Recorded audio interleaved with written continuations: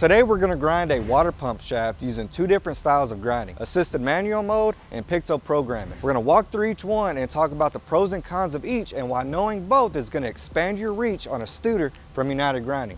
So since this part is between centers, the first thing we have to do is take off this magnet and put in a center on each side of our headstock and our tailstock, and we're going to locate between centers.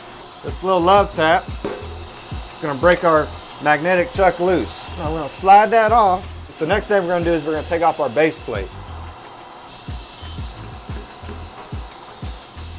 So with our base plate off, we're going to go ahead and mount our adapter inside of our taper. So we're going to go ahead and clean it out. That way we have a nice clean surface. This adapter plate is just going to slide into our headstock. Now with that in the lock position, we need to put our mounting cover over the top of our adapter. So once our adapter is in place, we're going to take our cover and we're going to locate it. Then we're going to line up our hose and put in our bolts. Now we're going to go ahead and snug these down. So now that we have our mounting plate and our adapter onto our headstock, this hole right here is going to hold our center. So with our center, we're going to go ahead and make sure that the taper is cleaned off, and it's just going to slide directly into that hole. So now that we got our base plate and center in, the next thing we got to do is we got to attach our drive dog. So we're going to go ahead and put our drive dog in. Now we just got to grab our part and locate between centers.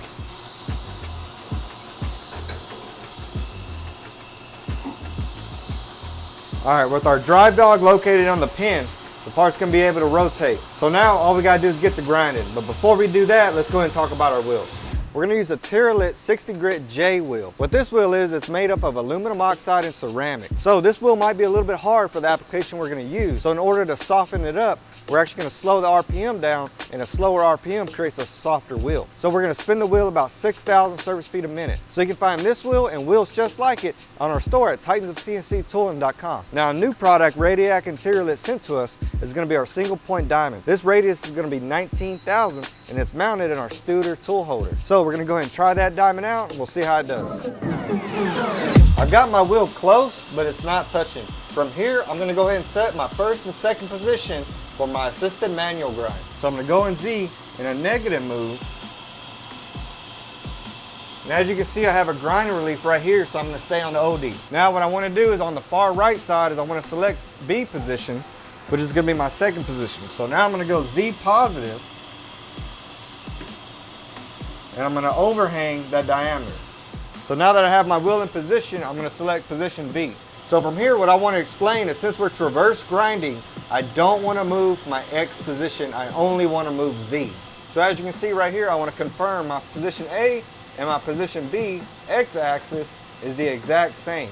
If your X-axis is different, that means that wheel is going to traverse at an angle. So I have my Z position on both, and it's going to move about an inch. So let's go ahead and close our doors and get to grinding.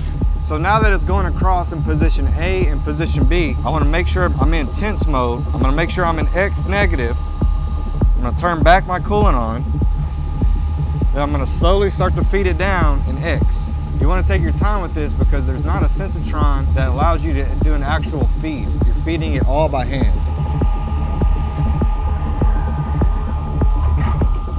So I wanted to take 1.5 thousandths off my diameter, and I left the part at 1.121. So right now I should be shooting for 1.119 and a half. All right, so I'm at 1.19 and some change. This way might not be the most accurate, but it's definitely the fastest. So let's go ahead and program it using Picto programming, and we'll go ahead and grind this outside diameter.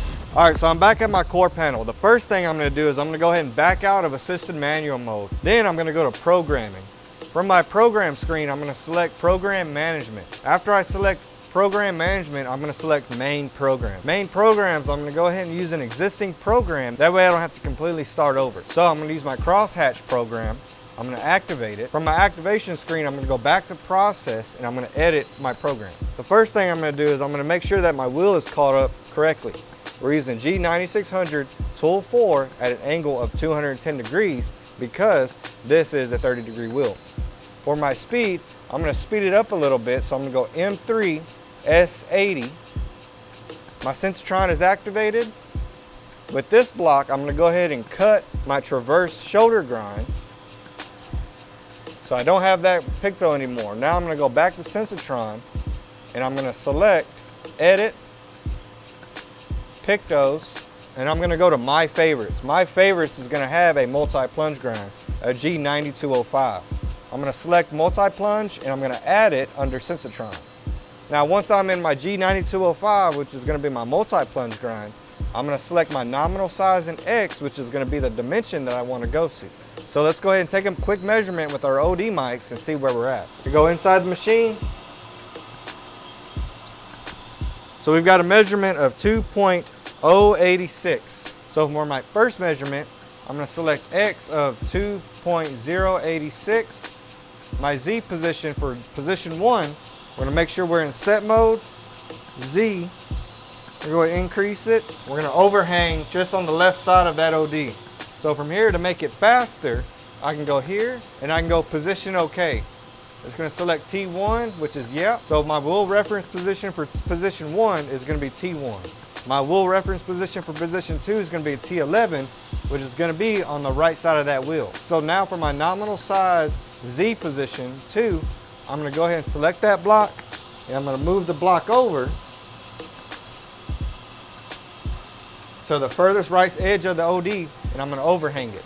Now we're going to do the same thing. We're going to go position OK, H1, T1, or T11. We're going to hit position OK. So now for my grinding stock, that's where the wheel's going to wrap it to, and then once it gets to that stock allowance, it's going to start its feed in. So I'm going to do 30 thousandths. Now the next block is going to be my switch over position for my rough to my semi-finish. From here I'm going to do 2 thousandths. The next block is going to be my switch over position from my semi-finish to my finish, and I'm going to do 1 thousandths. My spark out time for my left side is going to be 0.3 seconds. My in-feed speed, I'm going to go ahead and feed it in at 5 thousandths inch per minute. So for my in-feed amount in my semi-finish, I'm going to go ahead and do 5 tenths. Now my in-feed amount for my finish run is going to be 3 tenths. Now I have a choice of in-feed. I'm going to in-feed on both sides.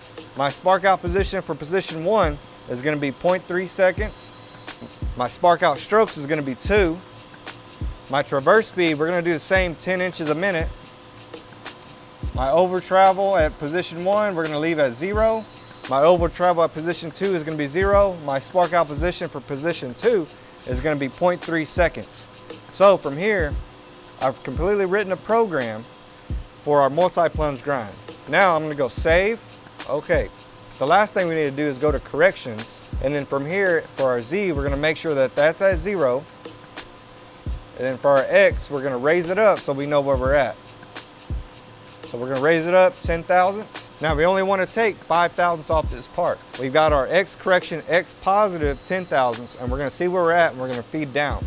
So now from that, we can go ahead and close our doors and go ahead and get to grinding.